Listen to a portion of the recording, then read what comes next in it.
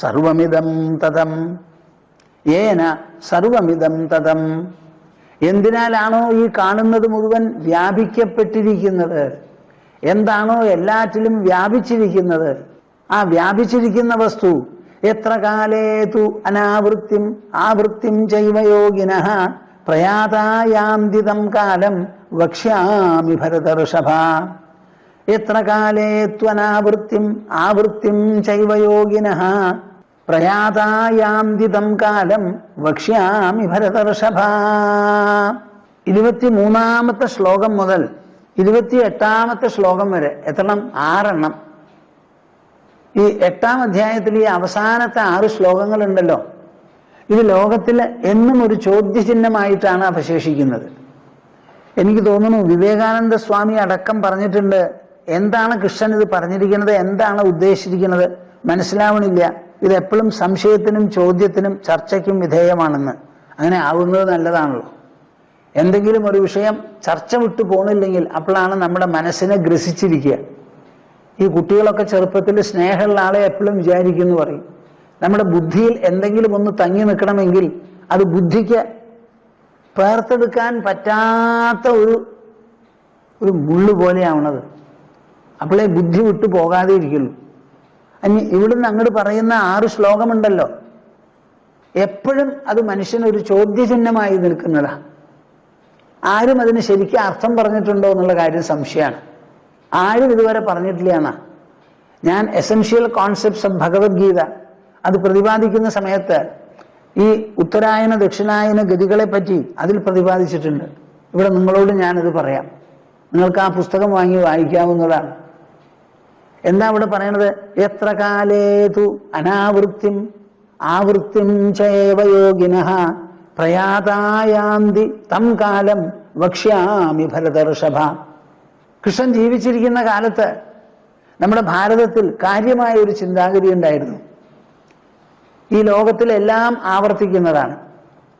നമ്മുടെ വർഷം ആവർത്തിക്കുന്നു, 12 മാസം ആവർത്തിക്കുന്നു, ദിനങ്ങൾ ആവർത്തിക്കുന്നു, ആഴ്ചകൾ, പക്ഷങ്ങൾ, മാസങ്ങൾ, അയനങ്ങൾ, ഋതുക്കൾ ഒക്കെ ഇവിടെ ആവർത്തനമാണ്. നമ്മുടെ ശരീരത്തിലുള്ള രക്തം ഇങ്ങനെ സഞ്ചരിച്ച് സഞ്ചരിച്ച് വൃത്താകൃതിയിൽ സഞ്ചരിച്ചു കൊണ്ടിരിക്കുക. എല്ലാം ആവർത്തനമാണ്. നമ്മുടെ സമയഗണന ദൈർഘികമല്ല, അത് വൃത്താകൃതിയിൽ ആവർത്തന രൂപത്തിലുള്ളതാണ്. അത് ഭാരതത്തിൻ്റെ ഒരു വിശേഷതയാണ്. പാശ്ചാത്യ രാജ്യങ്ങളൊക്കെ സമയം കാൽക്കുലേറ്റ് ചെയ്യണത് ഒരു ലീനിയർ മെഷർ എന്നുള്ള നിലയ്ക്കാണ്, ഇങ്ങനെ നീണ്ടുപോകുന്ന ഒന്നായിട്ടാണ്. നമുക്ക് അങ്ങനെയില്ല, ഇതാ ഇങ്ങനെയാ ഒക്കെ. അപ്പൊ ഇവിടെ പറയണു അനാവൃത്തി ആവൃത്തി എന്ന് പറയുന്ന 2 ചിന്താഗതിയുണ്ട്. ഈ ലോകത്തിൽ മരിച്ചാൽ ആരൊക്കെയാണ് രണ്ടാമത് തിരിച്ചു വരിക, ആരൊക്കെയാണ് രണ്ടാമത് തിരിച്ചു വരാതെ ഇരിക്കുക? ഈ ലോകം മുഴുവനും ഉറങ്ങുകയാണ് എണീക്കുകയാണ്, ഉറങ്ങുകയാണ് എണീക്കുകയാണെന്ന് പറഞ്ഞു. ആ പശ്ചാത്തലത്തിൽ പറയുകയാണ് ഈ എണീക്കലും ഉറങ്ങലും എണീക്കലും ഉറങ്ങലും ഉള്ളത്. ഇതിൽ നിന്നൊരു ഗതി രക്ഷപ്പെടാൻ പറ്റുമോ അങ്ങനെ വിചാരിക്കുന്നവരുമുണ്ട്. ബ്രഹ്മാവടക്കം എല്ലാവരും ആവർത്തിച്ചു വരുന്നു, നമ്മളും ആവർത്തിക്കുമെങ്കിൽ എന്താ വിശേഷം? ഇപ്പൊ ബ്രഹ്മലോകം കിട്ടിയിട്ട് ഒരു വിശേഷവും ഇല്ല. ആ ബ്രഹ്മഭുവനാലോകാഹ പുനരാവർത്തിനോർജുന, ഒക്കെ പുനരാവർത്തനത്തിന് വിധേയമാണ്. മാമുപേത്യതു കൗന്ദേയ പുനർജന്മന വിദ്യതേ. എന്നാൽ എന്നെ ആശ്രയിച്ച് എൻ്റെ അടുത്ത് വന്ന് പെട്ടാലോ പിന്നെ പുനർജന്മം ഇല്ല എന്ന് പറയുന്നു. അപ്പൊ ഈ പുനർജന്മം ഇല്ലാത്ത ഒരു കാലം എന്താ, ഒരു യാത്ര എന്താ, ഒരു ഗതി എന്താ, ഒരു അയനം എന്താ? അപ്പൊ നമ്മള് സമയത്തിനെയും നമ്മുടെ ഗതികളെയും 2ആയി തിരിച്ചിരിക്കുക. തിരിച്ചിട്ട് പറയുന്നു, ഇന്ന സമയത്ത് മരിച്ചാൽ നിങ്ങൾക്ക് പുനർജന്മം ഉണ്ടാവില്ല, ഇന്ന സമയത്ത് മരിച്ചാൽ ഉണ്ടാവുള്ളൂ. അപ്പൊ സങ്കല്പത്തിൽ നിന്ന് അതിനെ വസ്തുനിഷ്ഠമാക്കി തീർക്കുകയാണ്. സങ്കല്പം മാത്രമായാൽ എല്ലാവർക്കും ഇത് പിടിക്കാൻ പറ്റില്ല. ഭാവനാത്മകമായി കാര്യങ്ങളെ മനസ്സിലാക്കി ജീവിക്കാൻ സാധിക്കുന്നവർ ലോകത്തിൽ ചുരുങ്ങും. ഇപ്പൊ നമ്മൾക്ക് സ്വർഗം നരകം നമ്മൾ ജീവിക്കുമ്പോൾ തന്നെ ഉള്ളതാണെന്ന് പറഞ്ഞാൽ ആർക്കും തൃപ്തിയാവില്ല. മരിച്ചുപോയി കിട്ടുന്നതാണ് സ്വർഗം. സ്വർഗം കിട്ടാൻ ഇന്നതൊക്കെ വേണം, നരകത്തിലേക്ക് ഇന്നതൊക്കെ കൊണ്ടുപോകും. അപ്പൊ നരകം ഒഴിവാക്കണമെങ്കിൽ സ്വർഗം കിട്ടണമെങ്കിൽ ഇന്ന പ്രകാരത്തിൽ ചെയ്യൂ, ഇന്ന കാര്യങ്ങൾ സ്വീകരിക്കൂ, ഇന്നത് വർജിക്കൂ എന്നിങ്ങനെ കമ്പാരിസൺ ആൻഡ് കോൺട്രാസ്റ്റോട് കൂടി എന്തും പറഞ്ഞാലേ മനസ്സിലാവുള്ളൂ. ഇതാണ് ശ്രീമദ് ഭാഗവതത്തിൽ കൃഷ്ണൻ പറഞ്ഞിരിക്കുന്നത്. ശുദ്ധ്യശുദ്ധി വിധീയതേ സമാനേഷ്വപി വസ്തുഷു ദ്രവ്യസ്യ വിചികിത്സാർത്ഥം ഗുണദോഷൗ ശുഭാശുഭൗ. അന്ന് ഞാൻ പറഞ്ഞതാണിത് മുക്തിസുധാകരത്തിൽ തന്നെ. ശുദ്ധ്യശുദ്ധി വിധീയതേ സമാനേഷ്വപി വസ്തുഷു. നിങ്ങൾ കേൾക്കുന്നുണ്ടോപ്പാ? സമാനേഷ്വപി വസ്തുഷു. ഈ ലോകത്തിലുള്ള വസ്തുക്കളെല്ലാം തന്നെ സമാനങ്ങളാണ്. എങ്ങനെയാ സമാനങ്ങൾ? ഒക്കെ പഞ്ചഭൂത നിർമ്മിതമാണ്. നമ്മുടെ ശരീരങ്ങൾ, എല്ലാവരുടെ ശരീരങ്ങളും ഒരുപോലെ പാഞ്ചഭൗതികമാണ്. എന്നാൽ ആ ശരീരത്തിൽ ബ്ലഡ് ഗ്രൂപ്പ് എത്രയുണ്ട്? എന്തൊക്കെ വ്യത്യാസങ്ങളാ? അനവധി വ്യത്യാസങ്ങളാ. ഒക്കെ പഞ്ചഭൂതങ്ങളാണ്. അപ്പൊ എല്ലാം പഞ്ചഭൂതങ്ങള് എന്ന് പറഞ്ഞ് ഒന്നിച്ചങ്ങോട്ട് പരിഗണിച്ചാൽ ഇവിടെ ഒന്നും വിവേചനം ചെയ്യാനോ കണ്ടു മനസ്സിലാക്കാനോ ഗുണദോഷം ചിന്തിക്കാനോ ഉണ്ടാവില്ല. അപ്പൊ പിന്നെ ബുദ്ധിക്ക് എന്താ മന്ദത വന്നു? ബുദ്ധി വികസ്വരമാകുന്നത് എപ്പോഴാ? അർത്ഥവത്താകുന്നത് എപ്പോഴാ? ബുദ്ധിക്ക് ആലോചിക്കാൻ വക കിട്ടണം. ആലോചന എന്ന് പറഞ്ഞാൽ എന്താ? തുലനം ചെയ്ത് ആ തുലനത്തിൽ രൂപപ്പെടുന്ന വൈരുദ്ധ്യങ്ങളും സമാനതകളും വേറെ വേറെ തിരിച്ച് മനസ്സിലാക്കി തരണം ബുദ്ധി. ഇപ്പൊ മനുഷ്യന്റെ പ്രവൃത്തി എന്ന് പറഞ്ഞു, എല്ലാ പ്രവൃത്തിയും കൈയും കാലും ചെയ്യണതാ. അതുകൊണ്ട് പ്രവൃത്തിയിൽ ഒരു വ്യത്യാസവും ഇല്ല. കൈ കൊണ്ട് അടിക്കണതും ശരി, പുഷ്പം എടുത്ത് അർച്ചിക്കണതും ശരി എന്ന് പറഞ്ഞാൽ ശരിയാവും. ഇവിടെ ഭൂതങ്ങളൊക്കെ ശരിയാ, എല്ലാറ്റിൻ്റെ ഉള്ളിലും ഒരൊറ്റ ജീവനാ. അതുകൊണ്ട് മൂർഖം പാമ്പിനെ കഴുത്തിലെടുത്തിട്ടോളൂ എന്ന് പറഞ്ഞാൽ ശരിയാവൂ? കഴുത്തിൽ നമുക്ക് ഉപദ്രവമില്ലാതെ സുഗന്ധമുള്ള മാല ഇടാൻ പറ്റുള്ളൂ. മൂർഖം പാമ്പിനെ പിടിച്ച് കഴുത്തിലിട്ടാൽ പിടിക്കുന്ന സമയത്ത് തന്നെ കടിക്കും, കഴുത്തിലിട്ടാൽ നല്ലോണം കടിക്കും. അപ്പൊ നിങ്ങൾ ഒന്നും വിചാരിക്കരുത്, വസ്തുക്കളെല്ലാം സമമാണ് എന്ന് പറഞ്ഞ് ഒരുപോലെയാണെന്നുള്ള ഒരു സമീപനം പെട്ടെന്ന് ശരിയല്ല. ദ്രവ്യസ്യ വിചികിത്സാർത്ഥം ഗുണദോഷവും ശുഭാശുഭവും. ദ്രവ്യസ്യ വിചികിത്സാർത്ഥം, മനുഷ്യന്റെ മനസ്സിൽ സംശയം, ചോദ്യം, അസ്വീകാര്യത, അതുപോലെ സ്വീകാര്യത, കമ്പാരിസൺ ആൻഡ് കോൺട്രാസ്റ്റ്, തുലനം ചെയ്ത് വൈരുദ്ധ്യം കണ്ടുപിടിച്ചാണ് നമ്മുടെ അറിവ് വളരുന്നത്. ഇപ്പൊ നിങ്ങൾ കുറെ ആൾക്കാരെ കണ്ടുപരിചയിച്ചിട്ടുണ്ട്. നിങ്ങളുടെ സ്നേഹിതൻ ഒരു സ്നേഹിതനെയും കൂട്ടിക്കൊണ്ടുവന്നിരിക്കുന്നു. സ്നേഹിതൻ വന്നിട്ടുണ്ട്, കൂടെയുള്ളത് ആരാ? ഞാൻ കണ്ടിട്ടില്ലല്ലോ എന്ന് നിങ്ങൾ പറയുമ്പോൾ എന്താ അതിന് കാരണം? സ്നേഹിതന്റെയും ബാക്കി എല്ലാ ചിത്രങ്ങളും മനസ്സിലുണ്ട്, കണ്ടവരുടെ ഒക്കെ. ആ ചിത്രങ്ങളോടുകൂടി തുലനം ചെയ്ത് നോക്കുമ്പോ ഈ പുതിയതായി വന്നിട്ടുള്ള ആൾ അതിൽ പെടാത്തതാണ്, അതിൽ നിന്ന് വ്യത്യസ്തമാണ്. ആ വ്യത്യസ്തത ബുദ്ധിയും മനസ്സും നിങ്ങൾക്ക് പറഞ്ഞു തരുമ്പോഴാണ് ഈ ആളെ ഞാൻ കണ്ടിട്ടില്ലല്ലോ, ഇതാരാണ് എന്ന് ചോദിക്കുന്നത്. എല്ലാവരും ഒരുപോലെയാണെന്നാ നമ്മുടെ മനസ്സിലെന്ന് വെച്ചാൽ ചോദ്യം ഉണ്ടോ? പിന്നെ സ്വന്തം അച്ഛനമ്മമാരെയും ഭാര്യയും ഭർത്താവിനെയും നമ്മൾ തിരിച്ചറിയില്ലല്ലോ എല്ലാവരും ഒരുപോലെയാണെങ്കിൽ. എല്ലാവരും ഒരുപോലെ അതൊരു സാധ്യതയില്ല. അങ്ങനെയാണെങ്കിൽ ജീവിതവും വ്യവഹാരവും സാധ്യമല്ല. അപ്പൊ നമുക്കിവിടെ വിവേചനം വേണം. ആ വിവേചനമാണ് ബുദ്ധിക്ക് ആഹാരം, ബുദ്ധിക്ക് ചിന്തിക്കാനുള്ളത്. അപ്പൊ എപ്പോഴും നമ്മൾക്ക് അതാണ് വിശപ്പ് മാറലും. നമുക്ക് ഒരിക്കൽ വിശപ്പ് മാറി പിന്നെ വിശക്കണേ ഇല്ല എന്ന് വെച്ചാൽ പിന്നെ ഇവിടെ ലോകത്തിൽ മനുഷ്യൻ എന്തിനാ ജീവിക്കണത്? എല്ലാവരും ഇരുന്ന് തുരുമ്പ് പിടിച്ചു പോകും, ചതല് പിടിച്ചു പോകും. അപ്പൊ പ്രത്യേകിച്ചും കൃഷ്ണൻ പറയാണ് സമാനേഷ്വപി വസ്തുഷു. വസ്തുക്കൾ സമാനങ്ങളാണ്, ഒരുപോലെയാണ് എന്തുണ്ടെങ്കിലും ശുദ്ധി വിധീയേത. ആ വസ്തുക്കൾക്ക് ശുദ്ധി എന്നും അശുദ്ധി എന്നും നല്ലതെന്നും ചീത്തയെന്നും പറഞ്ഞിട്ടുണ്ട്. ഇപ്പൊ പൂജ ചെയ്യണം, എന്തു വേണം? ഏത് പൂക്കൾ വേണമെങ്കിൽ എവിടെ നിന്ന് വേണമെങ്കിൽ കൊണ്ടുവന്നോളൂ എന്ന് പറഞ്ഞാൽ നിങ്ങൾ കയ്യിൽ കിട്ടിയതൊക്കെ പറക്കും, അത് കഴിഞ്ഞാൽ ഇലയും പറക്കും. അവിടെ എന്താ എഫർട്ട്? പ്രയത്നമില്ലല്ലോ. എന്ത് പൂജയാ ചെയ്യാൻ പോണത്? മഹാവിഷ്ണു പൂജയാ. അപ്പൊ ഒരു കാര്യമുണ്ട്, തുളസി ആവാം, മിക്കവാറും വെള്ള പുഷ്പങ്ങൾ എടുക്കാം. വെള്ളയോ മഞ്ഞയോ എടുത്തോളൂ, ചുവപ്പ് എടുക്കരുത്. വിഷ്ണു പൂജയാണ് നടത്താൻ പോണത്. അപ്പൊ വെള്ള പുഷ്പങ്ങളാവാം. ചെമ്പരത്തി, വെളുത്ത ചെമ്പരത്തി ആവാം. ശംഖുപുഷ്പമാവാം, വെളുത്തത്, നീല നിറത്തിലുള്ളത് പാടില്ല. നന്ദ്യാരവട്ടം പൂവാവാം. അങ്ങനെ നല്ല പുഷ്പങ്ങൾ മഞ്ഞയും വെളുത്തതുമായിട്ട് എടുക്കണം. ദേവീ പൂജയ്ക്കാണെങ്കിലോ ചുവന്ന ചെമ്പരത്തി ആവാം, തെച്ചിപ്പൂവാവാം.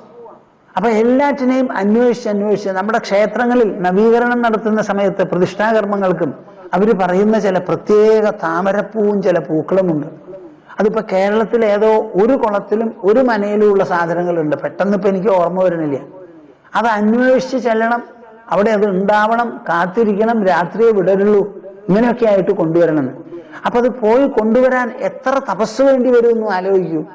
അങ്ങനെ മനുഷ്യനെ കൊണ്ട് തപസ് ചെയ്യിക്കാനും വിരളമായിട്ടുള്ളത് അത്യപൂർവമായ സാധനങ്ങൾ തെരഞ്ഞു പിടിച്ച് കണ്ടുപിടിച്ച് കൊണ്ടുവരുമ്പോൾ ആ പൂജ ചെയ്യുന്ന ആൾക്കും പൂജയ്ക്കും തപസ് കൂടി, വില കൂടി. കണ്ട മരത്തിന്റെ നീറോലിയാണ്, കണ്ട മരത്തിന്റെ ഇലയൊക്കെ പറിച്ചു കൊണ്ടിട്ട് നിങ്ങൾ അങ്ങോട്ട് പൂജ ചെയ്യൂ എന്ന് പറഞ്ഞാൽ ആ പൂജയ്ക്ക് ഒരു വിലയുണ്ടാവില്ല. കളയെഴുത്തുണ്ട്, ആ കളയെഴുത്തിനോ ഇന്നെണ്ണ ഇല കൊണ്ടുവരണം, വാകയുടെ ഇല വേണം, വേറെ ഒന്ന് വേണം, അത് പൊടിച്ചത്, അത് ഇന്നതേ പാടുള്ളൂ. അപ്പൊ ആ വ്യവസ്ഥയിലാണ് നമ്മുടെ സിവിലൈസേഷൻ ഉള്ളത്. കണ്ടത് മുഴുവൻ പറക്കിയെടുത്താൽ അവിടെ ഒരു പുരോഗതിയും ഉണ്ടാവില്ല. അപ്പൊ സാധനങ്ങൾക്ക് ശുദ്ധിയും അശുദ്ധിയും കൽപ്പിച്ചു കൊടുക്കുന്നത് എന്തിനു വേണ്ടിയിട്ടാ? വിചികിത്സാർത്ഥം ഗുണദോഷവും ശുഭാശുഭവും, ഗുണം ദോഷം ശുഭം അശുഭം, ഇതൊക്കെ നമ്മുടെ മനസ്സിനും ബുദ്ധിക്കും ഒരാധാരമുണ്ടാക്കി കൊടുത്ത് അതിലൂടെ വിവേചനം വളർത്തി കാര്യങ്ങൾ വേർതിരിച്ച് കൊണ്ടുവന്ന് ആ തപസ്സിലൂടെ മുൻപോട്ട് പോകാനാണ്. നമുക്ക് സംശയം വേണം. സംശയമുണ്ടെങ്കിലേ ആലോചന പുറപ്പെടൂ. ആലോചനയിൽ നിന്നേ വിവേചനം ഉണ്ടാവൂ. വിവേചനമുണ്ടെങ്കിലേ വിശേഷബുദ്ധിയായുള്ളൂ. അതിൽ നിന്ന് വേണം വിവേകം വളരാൻ.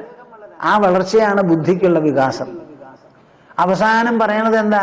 നിങ്ങളുടെ ബുദ്ധി വികസിച്ചു, കാര്യങ്ങൾ മനസ്സിലായി, എല്ലാം കഴിഞ്ഞ വിവേചനം മുഴുവനാ വിടൂ, എല്ലാം ഒരുപോലെയാണ്, ആത്മദർശനം സർവ്വദിക്കിലും എന്ന് പറഞ്ഞു. ഇത് ആദ്യം തന്നെ പറഞ്ഞാലോ സർവ്വ കുഴപ്പമായി. യോഗവാസിഷ്ഠത്തില് വസിഷ്ഠൻ ശ്രീരാമനോട് പറയാ, അജ്ഞസ്യ അർദ്ധപ്രബുദ്ധസ്യ സർവം ബ്രഹ്മേതിയോ വദേ മഹാനരകജാലേഷു സതേന വിനിയോജിത. വലിയൊരു ശ്ലോക. നമ്മുടെ ശാസ്ത്രത്തിൽ ഇല്ലാത്തത് ഇല്ലപ്പാ, ഒക്കെ ഉണ്ട് അതില്. അജ്ഞസ്യ അർദ്ധപ്രബുദ്ധസ്യ, അറിവില്ലാത്തവൻ, പകുതി ബോധമുള്ളവൻ, ആ മനുഷ്യനോട് സർവം ബ്രഹ്മേതിയോപദേ, എടോ എല്ലാം ബ്രഹ്മാണ് എന്ന് പറഞ്ഞു കൊടുത്താൽ മഹാനരകത്തിൽ കൊണ്ടുപോയി ഘടിപ്പിക്കുന്നത് പോലെയാണ് അത്രേ ഫലം. എല്ലാം ബ്രഹ്മമാണെന്ന് ആദ്യമേ പറഞ്ഞാൽ പിന്നെ ഇവിടെ ഒന്നും ചെയ്യാനില്ലല്ലോ. ഈ പൂച്ച നരിക്ക്, ഞാൻ പറഞ്ഞിട്ടുണ്ട് നിങ്ങളോട്, പുലിക്ക് എല്ലാ വിദ്യയും പഠിപ്പിച്ചു കൊടുത്തു അത്രേ.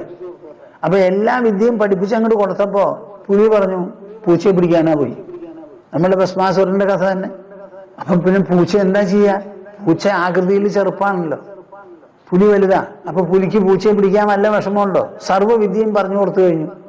ഏതാണ്ട് ഈ പുലിയും മാർജാരനും ഈ വ്യാഘ്രമൊക്കെ ഒരുപോലെയാണല്ലോ അവരുടെ സമ്പ്രദായങ്ങളൊക്കെ. പൂച്ച ഒരെണ്ണം പഠിപ്പിച്ചു കൊടുത്തിട്ടുണ്ടായിരുന്നില്ല. അതുകൊണ്ട് വേഗം മരത്തിന്റെ മുകളിലാണ് കയറി. വ്യാഘ്രൻ, നമ്മുടെ വ്യാഘ്രം ഉണ്ടല്ലോ ലഭ്യനായിട്ട് ഇങ്ങനെ. അപ്പൊ എല്ലാം എന്ന് പറഞ്ഞാൽ വലിയ ബുദ്ധിമുട്ടാണ്. ആർക്കാണ് പറഞ്ഞു കൊടുക്കുക? ഇപ്പൊ കർണന് ബ്രഹ്മാസ്ത്രം പറഞ്ഞു കൊടുത്തില്ല, പഠിപ്പിച്ചില്ല. ദ്രോണൻ എന്താ കാര്യം? കർണന് പഠിപ്പിച്ചു കൊടുത്താൽ വരാൻ പോകുന്നത് വലിയ ആപത്താണ്. കർണന്റെ ബുദ്ധി നല്ല ബുദ്ധിയല്ല, നല്ല മനുഷ്യരോട് കൂട്ടിയിട്ടല്ല, കൂട്ടിക്കെട്ട് ദുര്യോധന്റെ കൂടെയാ. അപ്പൊ ദുര്യോധന്റെ കോസ് അദ്ദേഹം ഉയർത്തിപ്പിടിക്കുന്ന ആ മാർഗം ഉണ്ടല്ലോ, അതിനെ നശിപ്പിച്ച് ലോകത്തിലെ വ്യവസ്ഥ സമ്പാദിക്കും, വ്യവസ്ഥ ഉണ്ടാക്കണം, അതാണല്ലോ ആവശ്യം. അപ്പൊ ഈ കർണന് തന്റെ കയ്യിലുള്ള വിദ്യ മുഴുവനും പരശുരാമൻ പഠിപ്പിച്ചു കൊടുത്താൽ എന്തായിരിക്കും ഫലം?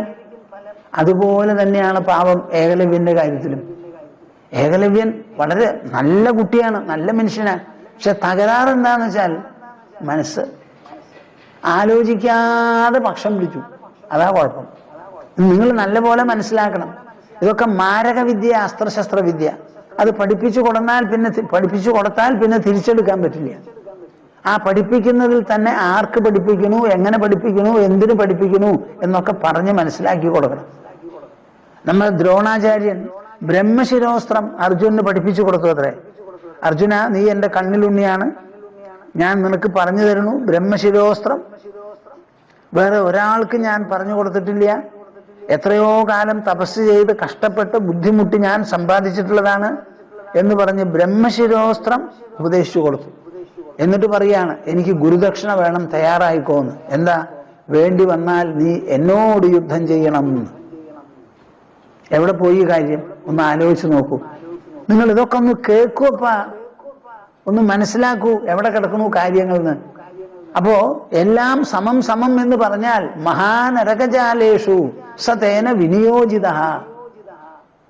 എല്ലാം ബ്രഹ്മാണെന്ന് അറിവില്ലാത്തവനോടും പകുതി അറിവുള്ളവനോടും പറഞ്ഞാൽ ആ അറിവും കൊണ്ട് അയാൾ സർവത്ര ഉപദ്രവം ചെയ്യും. ബ്രഹ്മാവ് ഹിരണ്യകശിപുവിന് ചോദിച്ച വരമൊക്കെ കൊടുത്തിട്ട് എന്തുണ്ടായി? പിന്നെ പുറപ്പെട്ടത് ഈ മഹാവിഷ്ണു ഒരാവശ്യമില്ല. ആ മഹാവിഷ്ണുവിനെ തട്ടി തകർക്കണം. അദ്ദേഹത്തിന്റെ ആധാരം തന്നെ പോണം. അപ്പൊ നല്ല പ്രവൃത്തികളും നല്ല മനുഷ്യരും എവിടെയൊക്കെ ഉണ്ടോ അത് മുഴുവനും തട്ടി തകർക്കണം. യാഗയജ്ഞങ്ങൾ മുടക്കണം. ഈ യാഗവും യജ്ഞവുമാണ് വിഷ്ണുവിന്റെ ബലം. എല്ലാ യാഗവും യജ്ഞവും വിഷ്ണുവിന് കൊടുക്കരുത്, ഞാനാണ് യജ്ഞ പുരുഷൻ എന്ന് വരെ എല്ലാവരോടും പറഞ്ഞ് നശിപ്പിക്കാൻ പറഞ്ഞയച്ചു. ഈ ബ്രഹ്മാവ് ആലോചിക്കാതെ ഇങ്ങനെ വരം കൊടുക്കരുത് എന്ന് അവസാനം പറഞ്ഞുകൊണ്ടാണ് നരസിംഹം പോയത്, സ്ഥലം വിട്ടത്. അപ്പൊ ഈ ലോകവും മനുഷ്യനും മനുഷ്യബുദ്ധിയുണ്ടല്ലോ, ഇത് വളരെ പ്രകൃതി പിടിച്ചതാ. ആരെങ്ങനെയാ തിരിയാ എവിടേക്കാ തിരിയാന്ന് പറയാൻ പറ്റില്ല നമുക്ക്.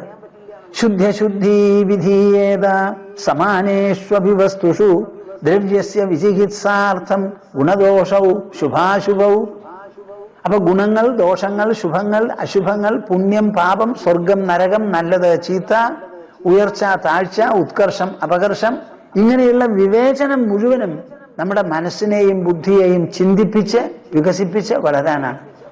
ശരീരത്തിന് ആഹാരമാണ് വളർച്ച, മനസ്സിന് ഭാവവും വികാരവുമാണ് വളർച്ച, ബുദ്ധിക്ക് ആലോചനയും ജിജ്ഞാസയും ജ്ഞാനവുമാണ് വളർച്ച. അപ്പൊ മനസ്സിനും ബുദ്ധിക്കും ഭാവാത്മകമായും ജ്ഞാനാത്മകമായും വളരാൻ വേണ്ടിയിട്ടാണ് ഈ ശുദ്ധി, അശുദ്ധി, ശുഭം, അശുഭം, ഗുണം, ദോഷം എന്നിങ്ങനെയുള്ള വിചികിത്സ, സംശയം, സന്ദേഹമൊക്കെ ഉണ്ടാക്കി തീർത്തിട്ടുള്ളത് എന്ന്. അതിന്റെ ഭാഗത്തിൽപ്പെട്ട് പറയാണ്, എത്ര കാലേ ത്വനാവൃത്തിം ആവൃത്തിം ചൈവയോഗിനഃ പ്രയാതായ അന്തിതം കാലം വക്ഷ്യാമി ഭരതർഷഭ. ഇങ്ങനെ രാപ്പകലുണ്ട്, എല്ലാം രാപ്പകൽക്ക് വിധേയമാണ്. രാത്രി വരുമ്പോൾ ലയിച്ചു, പകല് വരുമ്പോൾ ഉദിച്ചു എന്നൊക്കെ പറഞ്ഞല്ലോ. ഈ ആവർത്തനത്തിൽ പെടാതെ രക്ഷപ്പെടണം എന്നുണ്ടെങ്കിൽ എന്തു വേണം? അതിനും ഒരു ഗതിയുണ്ട്. ആ ഗതിയെപ്പറ്റി ഞാൻ പറഞ്ഞ് മനസ്സിലാക്കി തരാം എന്ന ഒരു മുഖവുരയോട് കൂടിയിട്ടാണ് കൃഷ്ണൻ പുറപ്പെടുന്നത്. എന്തു പറയാൻ? ഉത്തരായന ദക്ഷിണായന വിവരണം നൽകാൻ. ശ്രീമദ് ഭാഗവതത്തിൽ ഇങ്ങനെ പറഞ്ഞ സമയത്ത് അദ്ദേഹം പറയുണ്ടാക്കി, ഗുണദോഷ ദൃശിർദോഷോ ഗുണസ്തു ഉഭയവർജിത എന്നും കൂടി പറഞ്ഞു നിർത്തിയപ്പോഴാണ് ഉദ്ധവന് ഭ്രമം വന്നത്. ഗുണം ദോഷം എന്ന ദൃഷ്ടി തന്നെ തെറ്റാണെന്ന്. അതാണ് അത്ര ദോഷം. ഗുണം ദോഷം എന്നുള്ളത് അതിക്രമിച്ച് അല്ലെങ്കിൽ അതിജീവിച്ച് പോയി കഴിഞ്ഞാൽ അതാണ് ഗുണം എന്ന് പറഞ്ഞപ്പോ, അയ്യോ നമ്മുടെ വേദങ്ങളൊക്കെ ഇങ്ങനെ അരുത് ആകാം എന്നുള്ള തരത്തിലാണല്ലോ വിധി നിഷേധങ്ങളിലൂടെ പഠിപ്പിക്കുന്നത്. വേദങ്ങളും അങ്ങ് തന്നെയല്ലേ പുറപ്പിച്ചിരിക്കണേ. അപ്പൊ വേദവിധി നിഷേധങ്ങളൊക്കെ തെറ്റാണെന്നാണോ എൻ്റെ ബുദ്ധിക്ക് ഭ്രമം തോന്നുന്നു എന്ന് പറഞ്ഞപ്പോഴാണ് ഇതൊക്കെ വിവരിച്ച് പറഞ്ഞത്. നോക്കൂ, ഉദ്ധവന് പോലും ഒരു സംശയം. വയസ്സെത്രയായി ഉദ്ധവന്? കൃഷ്ണന് 125. ഏതാണ്ട് അതിൻ്റെ അടുത്ത് ഉദ്ധവനുമായി. കൃഷ്ണന്റെ കൂടെയാണ് ഇക്കണ്ട കാലം മുഴുവനും. എന്നിട്ട് ആ ഉദ്ധവന് ഗുണദോഷ ദൃശ്യദോഷോ ഗുണസ്തു ഉഭയവർജിത എന്ന് പറഞ്ഞപ്പോ ബുദ്ധി അങ്ങോട്ട് കലങ്ങി. അയ്യോ, ഒരെത്തും പിടിയും കിട്ടണില്ലല്ലോ, അങ്ങ് എന്താ ഈ പറയണത്? അപ്പോഴാണ് ഈ കാര്യങ്ങളൊക്കെ വിശദമാക്കി പറഞ്ഞത്. ഇവിടെ അർജുനോട് പറയാണ്, എത്ര കാലേ ത്വനാവൃത്തി, എവിടെ ഏത് കാലത്തിലാണ് ആവർത്തനം സംഭവിക്കുക, എപ്പോഴാണ് ഇതിൽ നിന്ന് ഒഴിവാവാൻ പറ്റുക എന്നുള്ളത് ഞാൻ പറഞ്ഞ് മനസ്സിലാക്കി തരാം എന്ന് പറഞ്ഞ് ഉത്തരായന ദക്ഷിണായനം വിവരിക്കാൻ തുടങ്ങുകയാണ്. അഗ്നിർജ്യോതിരഹ ശുക്ല ഷൺമാസ ഉത്തരായണം തത്ര പ്രയാതാഗച്ഛന്തി ബ്രഹ്മവിദോ ജനാഃ. ഈ ഭാഗം നിങ്ങൾ വേണ്ടതുപോലെ കേൾക്കൂ കൂട്ടരെ. അഗ്നിഹി ജ്യോതിഹി അഹഹ ശുക്ല ഷൺമാസ ഉത്തരായണം. ഉത്തരായണം എന്ന് പറയുന്നത് ഒരു സങ്കല്പമാണ്. എന്താ ഈ ഉത്തരായണം? സാധാരണ ഈ ഉത്തരായണം എന്ന് ആരെ സംബന്ധിച്ചാ പറയുക? നമുക്ക് വെളിച്ചവും പ്രകാശവും ചൂടും തരുന്നത് സൂര്യൻ. ആ സൂര്യന്റെ പ്രകാശവും വേണം, ചൂടും വേണം ജീവരാശികൾ ഭൂമിയിൽ വാഴണമെങ്കിൽ. അപ്പൊ നമ്മുടെ ജീവന് തന്നെ ആധാരമായിരിക്കുന്ന സ്രോതസ്സും ഉറവിടവുമായിരിക്കുന്ന സൂര്യപ്രകാശം, സൂര്യകിരണങ്ങൾ വളരെ പ്രധാനമാണ്. ഒരു മുടക്കവുമില്ലാതെ കാലത്ത് സൂര്യൻ ഉദിക്കുന്നു, പകൽ അസ്തമിക്കുന്നു. സൂര്യനല്ല ഉദിച്ചസ്തമിക്കുന്നത്, നമ്മുടെ ഭൂമിയുടെ ചലനം കൊണ്ടാണ് ഈ ഉദയവും അസ്തമനവും നടക്കുന്നത്. ഇങ്ങനെയുള്ള സൂര്യൻ അതിലിങ്ങനെ വട്ടം തിരിയുമ്പോൾ ഒരു ഭാഗത്തല്ലേ സൂര്യപ്രകാശം എപ്പോഴും തട്ടുള്ളൂ, മറുഭാഗത്ത് തട്ടില്ലല്ലോ.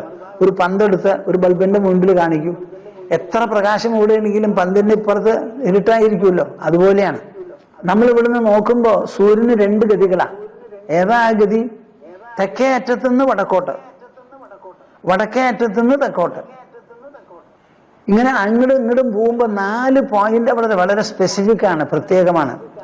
തെക്കേ അറ്റം എവിടെ ചെന്ന് മുട്ടിയിട്ടാണോ അത് മടങ്ങുന്നത് വടക്കോട്ട്, അതുമാതിരി വടക്കേ അറ്റം ചെന്ന് മുട്ടിയിട്ട് മടങ്ങുക. അങ്ങനെ മടങ്ങുന്ന സമയത്ത് ഇടയിൽ മധ്യമുണ്ടല്ലോ, ആ മധ്യത്തിൽ 2 തവണ വരും. ലക്ഷോപലക്ഷം പ്രേക്ഷകർക്ക് വേണ്ടിയുള്ള ഈ സംപ്രേഷണം നടത്തിക്കൊണ്ടുപോകാൻ